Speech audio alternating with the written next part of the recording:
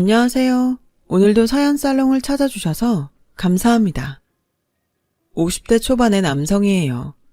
군 시절 늠름한 군 장병들을 한순간에 울보로 만드는 단어가 있었어요. 바로 어머니란 단어였죠. 인생의 반을 살아온 지금까지도 제게 어머니란 단어는 눈시울을 뜨겁게 만드는 유일한 단어랍니다. 갓스물을 넘긴 나이에 찢어지게 가난한 집에 시집와 평생 손에 물 마를 새 없이 고생만 하시다 돌아가셨거든요. 입버릇처럼 나중에 돈 많이 벌면 이란 말로 온갖 효도는 다 할 것처럼 떠들어댔지만 정작 어머님께 했던 효도는 손녀딸을 안겨드린 것밖엔 아무것도 없네요. 그나마도 손녀딸 때문에 어머니께 씻을 수 없는 상처를 입혔지만요. 그런데도 어머님은 늘 저를 보고 세상에 둘도 없는 효자라고 하셨어요. 세상에 이런 불효자도 없는데 말이죠. 어린 시절 저희 집은 정말 찢어지게 가난했어요. 집에 화장실이 없을 정도였으니 말 다 했죠 뭐. 화장실 하나를 20가구가 공동으로 사용했는데 바쁜 아침 시간에는 경쟁이 심해서 서두르지 않으면 등굣길에 불상사를 겪기 일쑤였죠. 그래서 그때 눈 뜨자마자 화장실로 가는 버릇이 생겼어요. 화장실뿐만 아니라 수도도 공동으로 사용했는데 공동 수도가에는 동네 아주머니들이 모여 온 동네 소문을 퍼나르곤 했어요. 벽 하나 사이로 이웃과 마주하고 있어서 밥 먹는 소리며 부부싸움하는 소리까지 다 듣고 사는 형편이다 보니 비밀이란 존재할 수 없었거든요. 하지만 워낙 조용한 성품이신 부모님 덕분에 저희 집에 대한 소문은 한 번도 나돈 적이 없었어요. 당시 저희 아버지는 자동차 부품 화천 공장에서 일을 하셨는데 월급날엔 어김없이 캠포도를 사오곤 하셨어요. 아버지께서 누런 봉투에 담긴 캠포더를 꺼내시면 저와 동생은 세상을 다 가진 것처럼 신나서 방방 뛰곤 했죠. 온 가족이 둘러앉아 숟가락으로 포도알을 떠먹을 때면 얼마나 행복했는지 몰라요. 제 유년 시절 최고의 행복이었죠. 가난했지만 그래도 온 가족이 함께 할 수 있어서 좋았어요. 지금도 사무치게 그리울 정도로요. 그렇지만 그런 소박한 행복도 그리 오래가지 않았어요. 아버지께서 사고로 한쪽 팔을 다치시는 바람에 저희 집에 시련이 닥쳤거든요. 아버지를 대신해 저희 집 생계는 오로지 어머님 몫이 되었으니까요. 야쿠르트 배달까지 하셨지만 벌이는 신통치 않았어요. 그래서 늘 돈에 쪼들려야 했고 거기다 사고 이후 변해버린 아버지 때문에 마음고생까지 해야 했거든요. 아버지께선 장애를 입은 후부터 술에 빠져 사셨어요. 자신이 더는 가장의 몫을 해내지 못한다는 자괴감과 아내와 자식들에 대한 미안함에 맨정신으론 버티지 못하셨던 거죠. 아버지께서는 술만 들어갔다 하면 허구한 날 방구석에 들어앉아 신세한탄을 하며 세간을 부수고 가족들을 공포에 떨게 만드셨어요. 이럴 바엔 차라리 빨리 돌아가셨으면 좋겠다고 생각할 정도였죠. 술에 빠져 살다 보니 온전한 생활도 불가능할 정도로 알코올 중독 증상은 나날이 심해져만 갔어요. 그러다 제가 중학교 입학을 앞둔 겨울 문제의 사고가 나고 만 거예요. 그날도 어머니는 늦은 밤까지 일을 하시느라 귀가가 늦으셨고 저와 동생은 작은 방에 누워 옆집 형한테 빌려온 만화책을 보고 있었어요. 여느 날처럼 아버지는 안방에서 술을 가져오라고 고래고래 소리를 지르고 계셨죠. 동생과 저는 아버지께 술을 드리지 말라는 어머니 말씀대로 아버지께서 부르는 소리도 무시하고 만화 삼매경에 빠져 있었죠. 그때 안방에서 우당탕 살림살이가 바닥에 떨어지는 소리가 났어요. 평소 아버지께서 술에 취해 살림을 집어 던지시곤 했었기에 그날도 그런 거라고 지레 짐작했죠. 그런데 나중에 알고 보니 그게 아니었더라고요. 따뜻한 아랫목에서 만화책을 보다가 어느새 잠이 들어버린 저와 동생이 눈을 뜬 건 11시경이었어요. 밖에서 들린 비명소리 때문이었죠. 일을 마치고 밤늦게 집에 들어오신 어머님이 안방문을 열어보곤 소스라치게 놀라 소리를 지른 거였어요. 경수 아빠! 아버지께서 세상을 떠나신 거예요. 아버지가 쓰러져 있던 바닥에는 핏자국이 잔뜩 있었어요. 아버지가 방문 쪽으로 가기 위해 필사적으로 바닥을 긁었던 거예요. 바로 옆방에서 두 아들이 있었는데 우리는 그걸 외면해버린 거죠. 순간 온몸에 소름이 끼쳤어요. 아버지가 사투를 벌이는 동안 나와 동생은 깔깔대며 만화에 빠져 있었다는 사실이 너무 잔인했거든요. 안방에서 소리가 났을 때 달려가 봤더라면 아버지가 그렇게 허망하게 세상을 떠나진 않았을 거란 생각에 숨이 쉬어지지 않았어요. 잠시 뒤 엄마의 통곡 소리를 들은 동네 사람들이 하나 둘 달려나왔고 옆집 아주머니는 저희 형제를 자신의 집으로 데리고 가셨어요. 그날 밤 옆집에서 잠을 자게 된 저는 밤새 한숨도 잘 수 없었어요. 눈을 감으면 아버지가 나와 저를 원망할 것만 같았거든요. 그렇게 뜬 눈으로 밤을 지샌 저는 다음날 경찰서로 불려갔어요. 아버지의 사인은 알코올 중독에 의한 심장마비로 추정되는데 몸 곳곳에 멍이 들어있고 방에 다툰 흔적이 있어서 타살 가능성이 있다고 했어요. 누군가 안방에 들어가서 아버지와 몸싸움을 벌였을 거라며 옆방에 있던 저를 참고인으로 부른 거였죠. 그런데 이상하게도 경찰은 이미 범인이 누구인지 아는 것 같았어요. 그들이 주목한 범인은 다름 아닌 저희 어머니였어요. 평소에도 부부싸움이 잦았다며. 아빠가 툭 하면 엄마를 죽이겠다고 했었다며. 엄마가 밖에서 남자들을 만나고 다닌다고. 동네에 소문 쫙 났던데 몰랐어? 우리 엄마는 그런 사람이 아니에요. 아빠가 술을 많이 드셔서 못 드시게 하니까 아빠가 홧김에 그러신 것 뿐이라고요. 잘 알지도 못하면서. 하지만 경찰은 제 말을 들으려 하지 않았어요.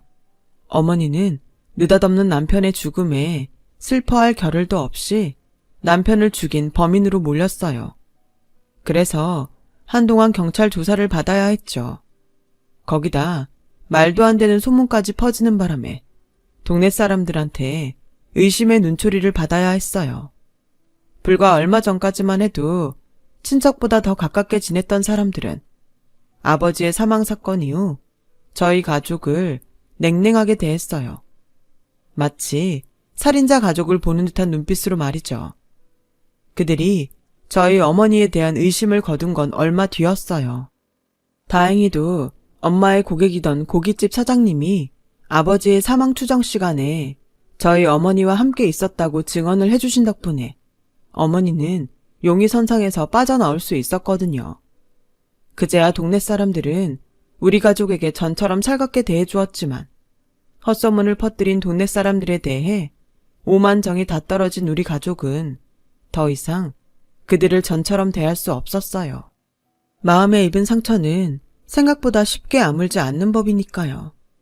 그리고 얼마 뒤 우리 가족은 그 동네를 나와 서울로 이사를 하게 되었어요. 그러자 다시 소문이 퍼지기 시작했죠. 남편 죽고 받은 사망보험금으로 팔자 펴서 서울에 집을 샀다는 말도 안 되는 소문이었죠. 대꾸할 가치도 없었어요.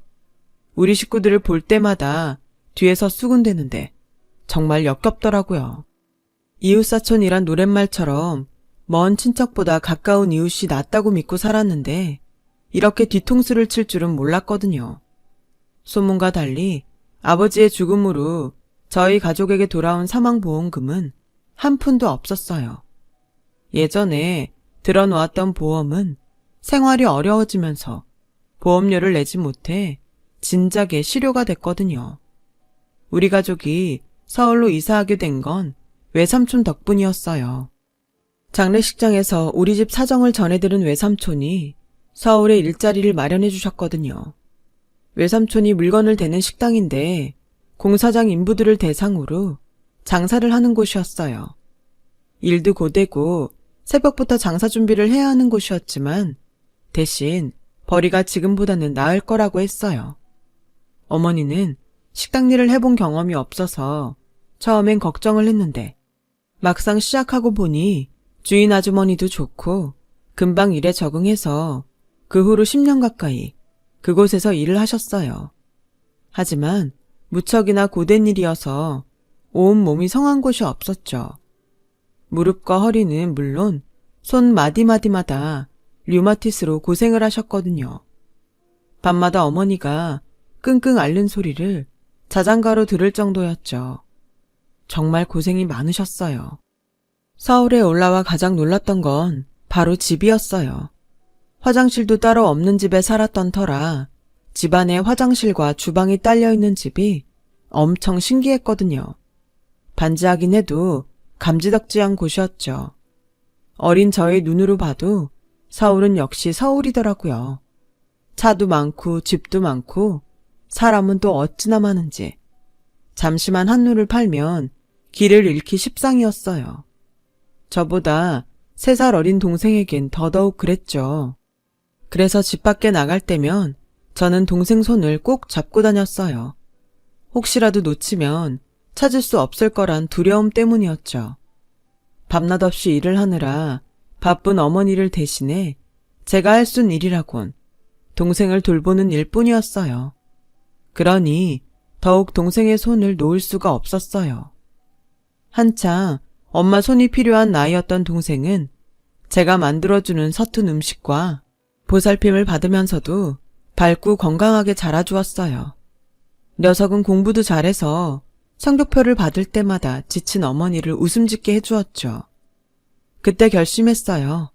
제 동생은 공부를 시켜야겠다고요. 저는 어차피 성적도 좋지 않았고 대학은 생각도 안 왔던 터라 아예 일찌감치 공고에 진학해 블루칼라로 사회생활을 시작할 생각이었어요. 그런 제게 어머니는 왜 힘든 기름밥을 먹으려 하냐고 눈물을 훔치셨지만 저는 이게 천직이다 싶었어요. 저희 아버지가 그랬던 것처럼 저도 자동차 모터 돌아가는 소리만 들어도 심장이 뛸 정도로 기계가 좋거든요. 그래서 어머니를 설득했고 반대하던 어머니도 결국 제 뜻을 따라주셨죠.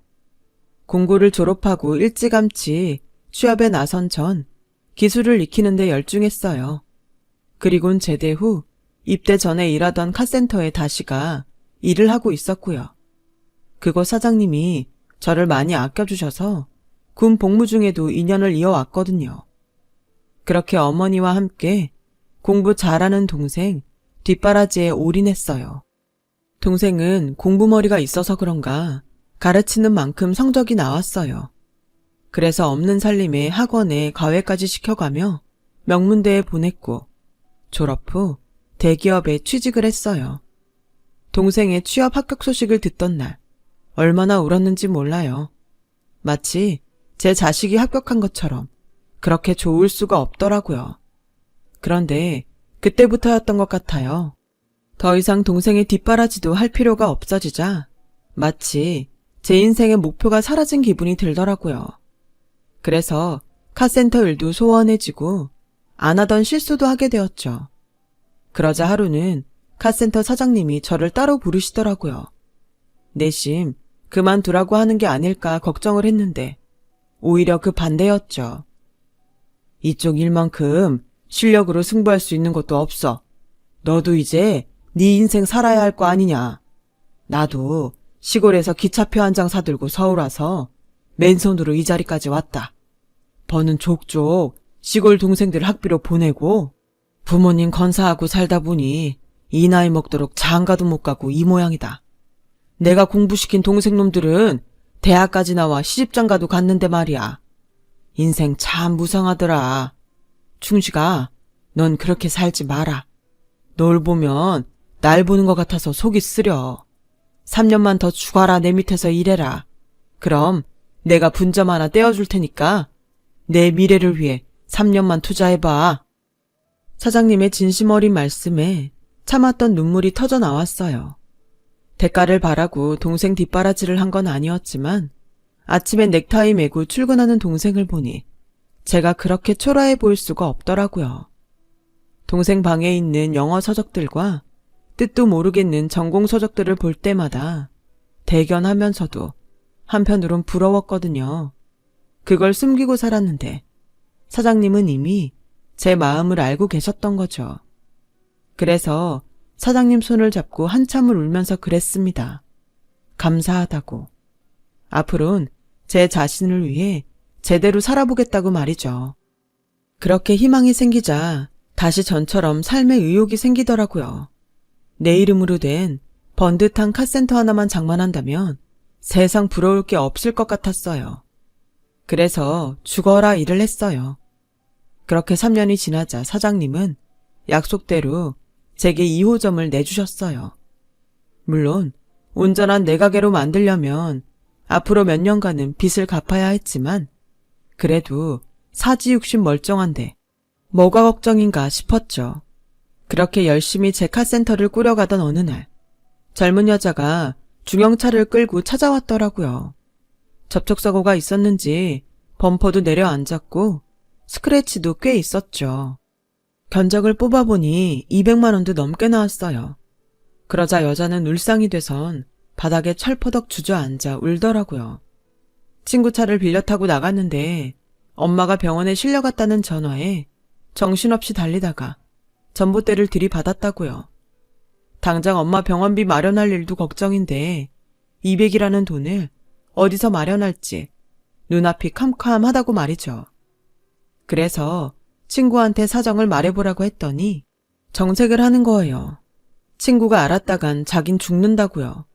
안 그래도 몸이 안 좋으신 엄마를 태우고 바다라도 한번 보여드릴까 하고 사정사정해서 빌린 거라나요. 어찌나 서럽게 우는지 그 모습이 하도 딱해서 외상으로 해주기로 했어요.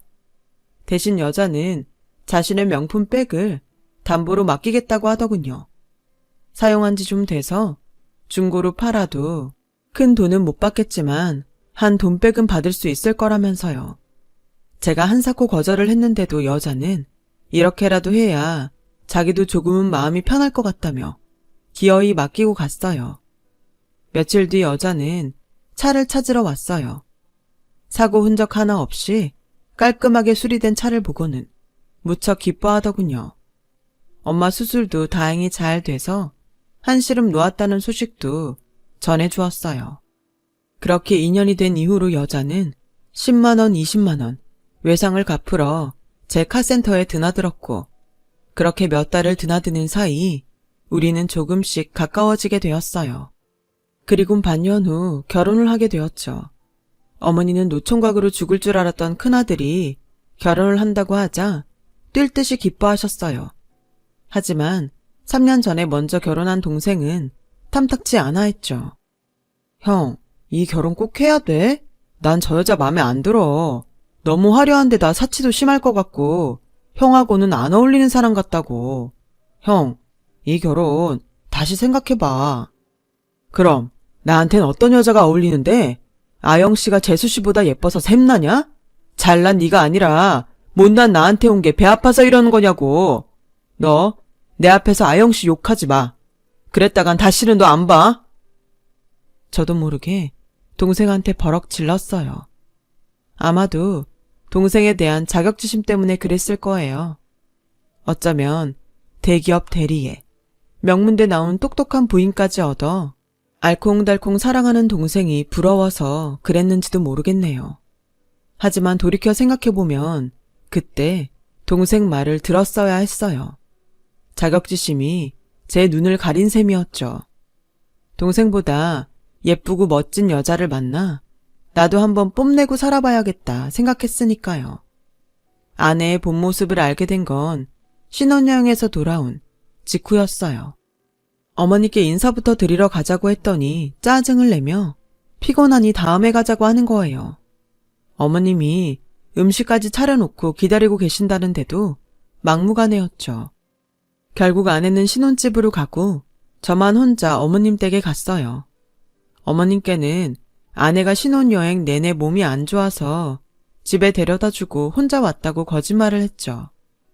어머니는 제 아내 걱정을 하시면서도 내심 서운한 눈빛이셨어요. 결국 어머니가 잔뜩 차려놓으신 음식을 먹는 둥 마는 둥 하고는 바로 집으로 돌아와 버렸죠. 이후에도 아내의 막대먹은 행동은 끊이지 않았어요. 설거지는커녕 자기 몸 씻는 거 외에는 손에 물 한 방울 안 묻히려 들었거든요. 가게 문을 닫고 집에 들어가 보면 집안 꼴이 돼지우리보다 더러웠어요. 식탁에는 배달 음식을 시켜 먹고 남은 것들이 벌어져 있었고 홈쇼핑으로 사들인 옷이며 신발, 가방이 온 집안에 널브러져 있었어요. 게다가 카드는 얼마나 긁어댔는지 아무리 벌어도 아내 카드값 대는 게 버거울 정도였죠. 그래서 신혼 초부터 싸우기도 많이 싸웠어요. 그럴 때마다 아내는 짐을 싸들고 집을 나가곤 했는데 일주일이 지나도록 연락 한 번 없다가 수중에 돈이 떨어지면 그때야 돌아오곤 했어요. 그렇게 돌아와선 입안에 혀처럼 굴며 제게 용서를 구하곤 했죠. 그렇게 며칠 반짝 여우처럼 살살대며 제 비위를 맞추고는 다시 예전으로 돌아가곤 했어요. 그래도 이 정도는 참을 수 있어요. 글쎄 이 여자가 어머니를 불러 집안일을 시키지 뭐예요? 말로는 한사코 하지 마시라고 했는데 어머님이 스스로 하신 거라며 자기는 억울하다고 하는데 안 봐도 뻔했어요. 어머님한테 아양을 떨며 이것저것 다 시켰을 게 뻔하니까요. 저한테 그러는 것처럼요. 그래, 도저히 안 되겠다 싶어 이혼을 하자고 했더니 알겠다며 짐을 싸들고 나가더라고요. 그런데 이틀도 안 돼 다시 집으로 들어왔지 뭐예요. 그것도 저희 어머니를 대동한 채로요. 큰애야, 이제 그만 새아가 용서하고 이혼 얘기는 없던 걸로 하려무나. 뱃속에 네 애까지 가진 사람인데 어떻게 헤어지겠다고 그러니? 순간 제 귀를 의심했어요. 그동안 임신에 대한 이야기는 들은 적 없었으니까요. 그래서 그게 무슨 소리냐고 했더니 아내가 수줍은 듯 임신했다고 그러는 거예요. 아가, 애 낳으면 이 시애미가 다 키워줄 테니 걱정 말고 넌 몸조리나 하려무나. 먹고 싶은 거 있으면 언제든 나한테 연락하고. 알았지? 어머니는 손주를 안아볼 생각에 벌써부터 들뜨신 것 같았어요. 하지만 저는 좀 걱정이 되더라고요. 지금까지 엉망으로 살아온 아내가 애를 낳는다고 달라질까 싶었거든요. 오히려 애만 불쌍할 것 같았어요. 그렇다고 제가 카센터 일도 팽개치고 24시간 집에서 있을 수도 없는 노릇이고요. 그랬더니 아내가 불쑥 그러는 거예요. 어머님, 그래서 말인데요. 저 애 낳으면 저희랑 합가하시는 거 어떠세요? 저 솔직히 애 키울 자신이 없거든요. 저희 친정엄마도 애라면 질색을 해서 딱히 봐줄 사람도 없고요. 그러니까 어머님이 같이 살면서 우리 애 좀 봐주세요. 어머님이 키워주신다고 했잖아요. 네? 합가를 하자는 말에 어머니는 반색을 하시며 기뻐하셨어요. 그 모습에 저도 찬성할 수밖에 없었죠. 임신 기간 내내 여왕 대접을 받아가며 지내던 아내가 드디어 출산을 하고 아내를 쏙 닮은 예쁜 딸을 낳았어요. 눈에 넣어도 안 아플 것 같은 딸아이 모습에 저도 어머니도 세상을 다 가진 사람처럼 하루하루 행복에 젖어 있었죠. 제 걱정대로 아내는 집안일과 육아에 전혀 신경을 쓰지 않았어요. 아내는 이기적인 데다 자기 외모를 꾸미는 것 외엔 관심이 없었거든요. 하루 종일 애보랴 집안 살림하랴 허리 한 번 펴지 못하시는 어머니를 보니 화가 나서 아내랑 싸우기도 많이 싸웠어요. 그럴 때마다 아내는 마치 자신이 피해자라는 듯 이러더군요. 애를 낳아줬으면 됐지. 나한테 뭘 더 하라는 거야. 애 낳느라 내 몸매 망가진 거 미안하지도 않냐고. 그깟 몸매가 뭐가 중요해. 엄마가 돼선 어떻게 자식보다 그놈의 몸매 걱정을 더 하냐? 나 많이 바라지도 않아. 살림은 안 하더라도 우리 애만큼은 당신이 좀 보라고. 나이 든 어머니가 허리도 못 펴고 일하시는 거 보면 미안하지도 않아? 퇴근하면 내가 많이 도와줄게. 그러니까 제발 나 없을 때라도 어머니 좀 도와달란 말이야. 하루 종일 집에 있으면서 그 정도는 할 수 있는 거잖아. 제발 이렇게 부탁 좀 할게. 응? 싫어. 그럴 거면 차라리 이혼해. 뭐? 그걸 말이라고 해? 그렇잖아. 애 낳기 전에 어머님이 뭐라 그러셨어? 애만 낳으면 어머님이 다 키워주신다고 했어? 안 했어? 근데 이게 뭐냐고. 나는 그 말을 철석같이 믿고 애를 낳았는데 뭐가 어쩌고 어째? 나보고 애를 키우라고? 대체 내가 왜 외모 망가져가며 애새끼 똥기저귀를 갈고 살아야 하냔 말이야. 나 이래봬도 미인대회 출신이야. 당신 안 만났으면 부잣집에 시집가서 사모님 소리 듣고 살았을 여자라고. 내 인생 망친 게 누군데 당신이 나한테 애를 키우래? 싫어. 애가 그렇게 불쌍하면 당신이 카센터 그만두고 애 키우면 되겠네. 당신이 돈만 많이 벌어와봐. 어머님이 뭐하러 집안일을 하겠어? 파출부 써서 할 수 있는 일인데. 그러니까 날 탓하지 말고 무능한 자기 자신을 탓하라고. 내가 미쳤지. 이런 결혼은 뭐하러 해선? 암튼 난 할 말 다 했으니까 결정은 당신이 해. 이혼을 하든 말든. 아내하고는 말이 안 통했어요. 여자는 출산을 하면 세상 무서운 게 없어진다더니 제 아내도 그랬거든요. 아내와 싸울 때마다 마치 어머니는 모든 게 자기 탓인 양 제게 미안해 하셨어요.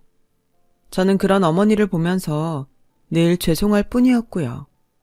만약 지금 이혼을 하게 된다면 아마도 어머니는 모든 걸 자신 탓으로 돌릴 것 같았어요. 그래서 참고 사는 길을 택했던 것 같아요. 그렇게 10년 넘게 어머니는 손녀딸을 돌보며 집안일을 하셨어요. 아내는 여전히 자기 몸치장하는 데만 신경 쓰며 살았고요. 그렇다 보니 딸애도 지 엄마보다는 할머니를 더 따르게 되었죠.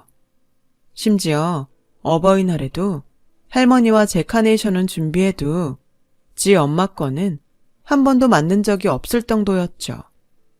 그럴 때마다 아내는 딸아이를 향해 독서를 퍼부었지만 소용없었어요. 그러던 어느 날이었어요. 웬 남자가 제 카센터로 찾아왔더군요. 제 딸을 찾으러 왔습니다. 황당한 그 말에 처음엔 어딘가 잘못된 사람이 아닐까 생각했는데 그 남자가 건넨 사진을 보자 잘못된 건 남자가 아닌 저였다는 걸 알게 되었죠. 남자는 제가 아내와 결혼하기 전부터 만나온 관계로 혼인신고만 안 했지 사실혼 관계를 유지하고 있었어요. 순간 피가 거꾸로 솟더군요. 이 미친 여자가 그동안 나와 어머니를 속이고 딴 놈 자식을 맡겼던 거였어요. 그래놓고도 뻔뻔하게 우리 모자를 종부리듯 해가며 살았다니 도저히 용서가 안 되더라고요. 저는 바로 변호사 사무실을 찾아가 상담을 했어요. 가방끈 짧은 제 머리론 어떻게 해야 할지 모르겠더라고요. 변호사 말로는 남의 아이를 임신한 상태에서 혼인을 한 건 아니라서 혼인 취소 청구는 불가능하고 대신 배우자를 둔 상태에서 외도를 통해 임신을 했기 때문에 이혼 사유는 충분하다고 하더군요. 다만 이렇게 되면 딸아이와는 영영 이별을 하게 되는 거였어요. 물론 피 한 방울 안 섞인 남의 자식이기는 하나 10년 넘게 내 딸로 살아온 애를 버릴 수는 없었어요. 특히 저희 어머니와는 워낙 관계가 돈독했기 때문에 걱정이 되더군요. 그래서 그날 아내 몰래 어머니한테 이 얘기를 했더니 펄펄 뛰셨어요. 제 예상대로 괘씸한 며느리는 용서할 수 없지만 소녀딸만큼은 절대로 내줄 수 없다고 하시더군요. 그리고는 딸의 친부를 찾아가 당신이 부탁을 해보겠다고 하셨어요. 애초에 딸아이한테는 관심도 없이 제 아내에게 복수를 하겠다는 마음만 가지고 있었던 남자는 제 어머니의 간곡한 부탁에 친권을 요구하지 않겠다고 각서를 써주었어요. 각서를 받은 우리는 바로 이혼 소송에 들어가게 되었죠. 아내는 끝까지 자신의 잘못을 뉘우치지 않고 오히려 딸아이를 볼모로 협상을 하려 들었어요. 좋아. 애는 줄 테니까 대신 나한테 위자료로 지금 살고 있는 아파트 줘. 그럼 순순히 도장 찍어줄게. 뭐? 아파트를 달라고? 너한테 위자료를 받아도 모자랄 판에 어디서 개소리를 짓거려. 되도 않는 소리 그만하고 당장 이 집에서 나가. 아, 이제 갈 집도 없는 건가? 그 남자가 그러더라. 너하곤 다시는 엮이기 싫으니까 내가 갖다 버리든 마음대로 하라고. 넌 이제 낙동강 오리알이야. 그런 주제에 어디서 까불어? 정신 차려, 이 미친 여자야. 그동안 친정엄마라고 했던 여자도 일당받고 온 대역 배우였고 결혼식에 불렀던 친구들도 모두 마찬가지였어요. 어느 것 하나 거짓이 아닌 게 없는 여자였죠. 그런데도 아내는 끝까지 아파트를 내놓으라고 버텼어요. 그래서 결국 소송을 진행하게 되었고 법정에 딸아이까지 서게 되었죠. 그것만은 어떻게든 막아보려고 했는데 지 엄마한테 모든 사실을 들은 딸이 자청해서 증언을 하겠다고 나서더군요. 그렇게 해서 중학생 딸이 증인으로 서게 되면서 아내의 악행은 끝나고 말았어요. 딸애가 법정에서 그동안 아내의 생활을 폭로하면서 아내는 이혼과 동시에 제게 위자료까지 물게 되었거든요. 거기다가 딸애가 저와 함께 살겠다고 하는 바람에 아내는 위자료와 별도로 양육비까지 물게 되었어요. 그러자 아내는 제 바지가랑이를 붙잡고 한 번만 용서해달라고 사정을 하더라고요. 지난 10수년간 아내가 흘린 악어의 눈물을 수없이 보아왔던 저는 아내의 손을 뿌리치고 집으로 돌아와 버렸어요. 이혼 후 아내는 자신의 명품백과 신발 등을 팔고 제3금융권에서 대출을 받아 위자료를 보냈더군요. 그 후로도 양육비 쪽으로 돈을 보내긴 했지만 터무니없이 적은 돈이었어요. 그나마도 보내는 달보다 보내지 않는 달이 더 많았고요. 애초에 양육비까지 받을 생각은 아니었기에 그 정도라도 성의를 보이는 거에 만족했죠. 이후로도 종종 전화를 걸어 나 때문에 자기 인생이 시궁창에 빠졌다며 욕을 해대곤 했어요. 오픈하는 집 홍보 알바를 하며 살고 있는데 더럽고 치사해서 못해 먹겠다고 난리더군요. 그래서 쉽게 돈 생각 말고 식당이든 건물 청소든 열심히 일해서 돈 벌 생각을 하라고 충고해줬어요. 그랬더니 자기는 노동은 못한다나요? 인간 되기는 영 그른 사람이죠. 3년 전 딸아이가 대학에 입학을 했어요. 어머니는 제 동생이 대학에 들어갔을 때보다도 기뻐하시더군요. 죽어도 여한이 없다시며 말이에요. 그리고는 며칠 뒤 어머니는 잠이 드신 채 조용히 세상을 떠나셨어요. 한많은 인생을 그렇게 마무리 지으신 거죠. 어머니의 장례를 마치고 집으로 돌아오는 길에 속으로 빌었어요. 어머니, 다음 생에는 제 딸로 태어나 주세요. 그래서 어머님이 제게 주신 사랑 고스란히 받아가세요. 평생 자식에게 내주시고도 늘 미안해 하셨던 어머니. 이제 하늘나라에선 어머님 당신을 위해 사세요. 라고요. 어느덧 4학년에 올라간 딸애는 오늘도 제 할머니 제사상을 차린다고 아침부터 부산을 떨고 있어요. 그런 사랑스런 딸아이의 모습을 보며 웃음 지어 봅니다. 열심히 살았지만 부족함 많았던 제 모습에도 어머니는 잘했다며 고생했다고 늘 웃어주셨는데 미소 짓는 모습이 생각나네요. 여러분은 저보다 더 훌륭하시니 더 현명한 삶을 살아가고 계실 것 같습니다. 지금보다 더 행복하고 따뜻한 앞날 되시길 바랍니다. 지금까지 저의 긴 사연을 들어주셔서 감사드립니다.